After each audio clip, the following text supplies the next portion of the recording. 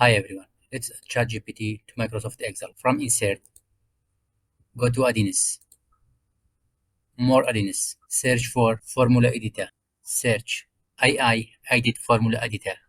That's all ChatGPT, which can help you. Some of them free and some of them you have to pay. I want to add this one. Just click Add, select I agree, continue. Now you can see AI Edit Formula Editor is added to here. You can click this one to see AI Edit Formula Editor. Also from Insert, My Add-ons, you can find it. This one, AI Edit Formula Editor, click it, add. From here, you can sign in. You have to sign in or you have to register. Go to sign in. If you have account, you can just insert your email and password. You can sign or you can sign up. But I have my Microsoft account, so I click Microsoft account. Yes, now I am in my Microsoft account. I sign it in. Just from AI generator.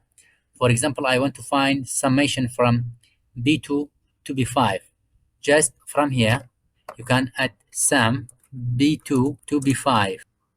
Just give the idea to the ChatGPT, then submit. You see, directly it gives you the formula. Just control copy, bring it to here.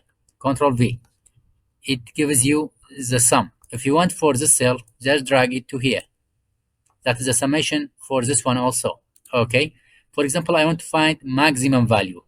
Just find max from B2 to C5. Submit. Control copy. Put it to here. 99 is the maximum value within this range. That's the way to use ChatGPT inside your Excel. If you found this video helpful, like it, leave a comment and subscribe. Have a nice time.